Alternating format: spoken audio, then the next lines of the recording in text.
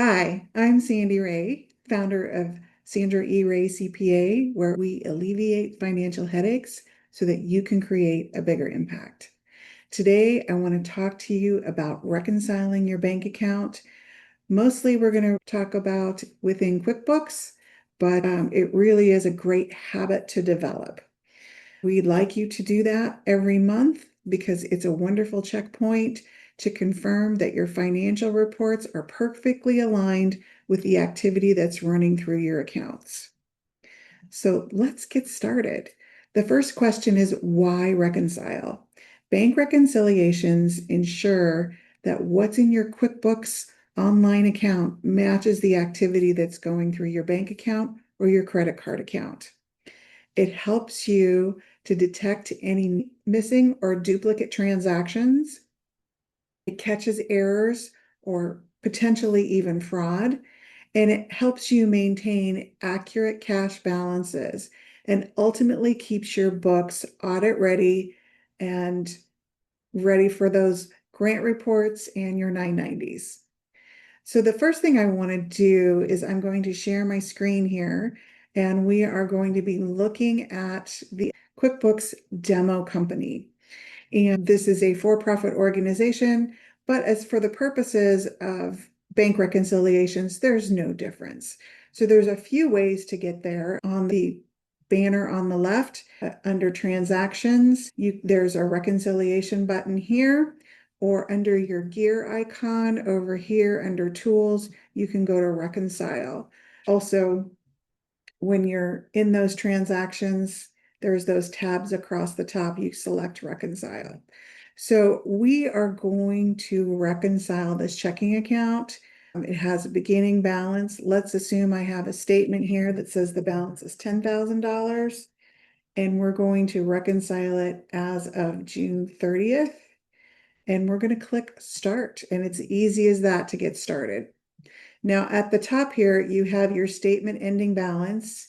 You have your cleared balance, which is your beginning balance from last year currently, but it's going to be the beginning balance plus any payments and any deposits that we end up clicking off. And then we have this nice little difference button that helps us. If we find we've typed something in incorrectly, you can go to this edit button and you can change say it was 15,000 and change the date even. If we are in the middle of something and we get interrupted, you can close without saving. If you think you've messed everything up, you can close without saving if you want to start fresh. Or sometimes, like in the middle of the month, I will do this and then I'll click save for later. Or maybe I'm getting interrupted, I have to go to a meeting, I'll click save for later. That'll save the work that you've done. And then finish now is when you're done. If this balance isn't zero, then it'll ask you if you want to post to the reconciliation discrepancy account. This is something that we generally don't want to do. But before we get there, let's go through some of these accounts. Now, what you're going to do is you're going to have your bank statement right next to you. You can sort these transactions based on date, or if you have your bank feed set up, you can even sort transactions based on cleared date. Depending on the type of your statement, you can also run your transactions by payments and then deposits. You can sort them that way. Sometimes that's easier if your bank separates them that way. But all you're going to do is you're going to go through here and you're going to click off the transactions that are in your statement. And you're going to just keep going back and forth between the two. And if you use bank feeds, you'll find that many of these are already clicked off because QuickBooks knows that came through the bank.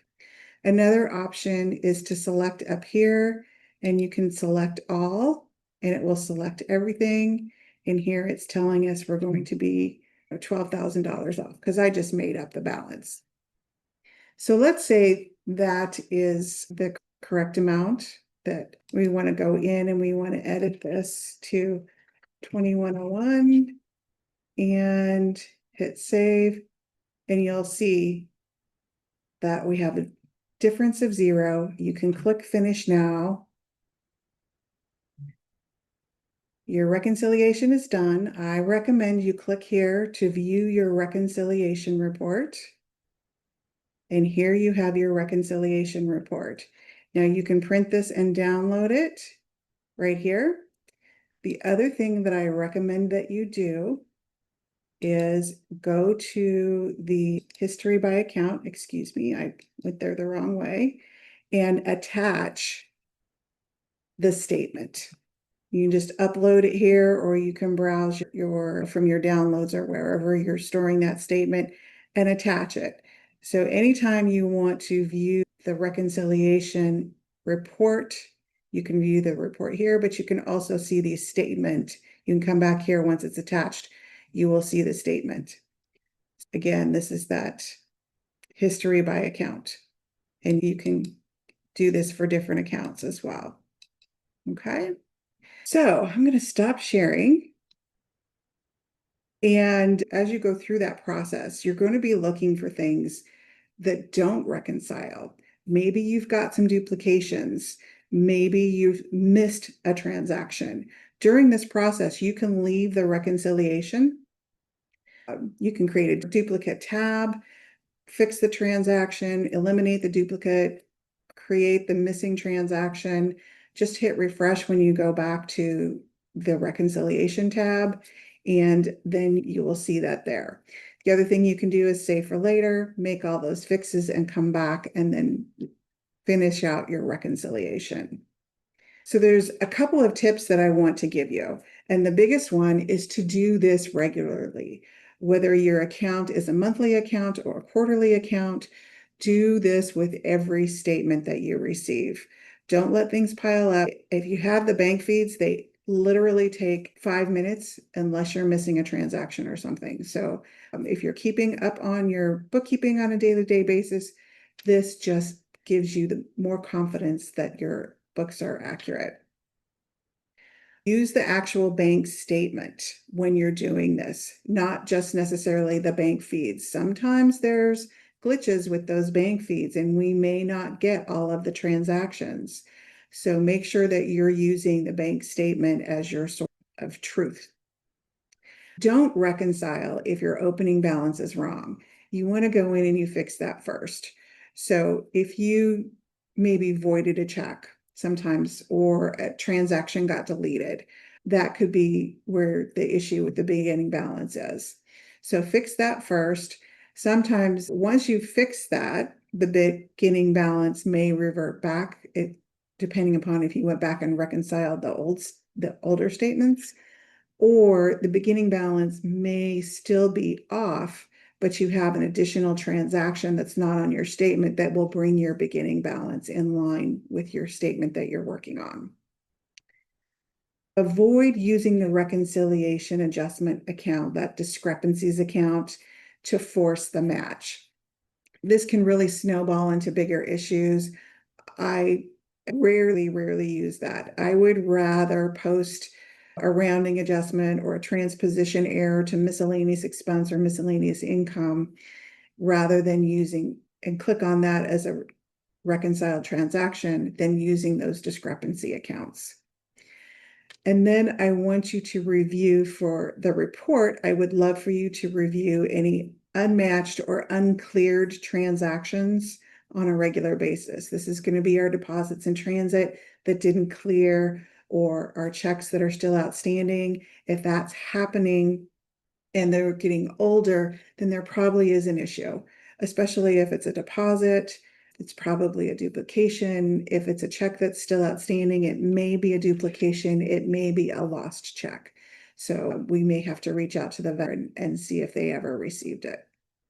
So to wrap up, I want you to know that bank reconciliations are so important to your books and the accuracy of your books. It builds your trust of the reports because you know the transactions are in there correctly. And it helps you catch issues before they become real problems. If you're not reconciling on a regular basis, start today. And if you are doing it, great. Hopefully there's some tips or tricks in there that we've provided for you that will help you with your regular reconciliations. So I'd really appreciate it if you'd open your QuickBooks today and complete your latest reconciliation. Set up a recurring reminder to reconcile every month and share this webinar with any teammate or client who needs it. I hope this was helpful for you today. And remember, if you have any questions on this or other topics, please put that in the comment section below. And let me check and see if we've got any comments. Nope, no comments yet. We always appreciate your likes, and I want to thank you for joining me today. Creating a bigger impact starts with stopping the nonsense. If you're dealing with nonsense in your nonprofit organization, we'd love to help you cut through the noise.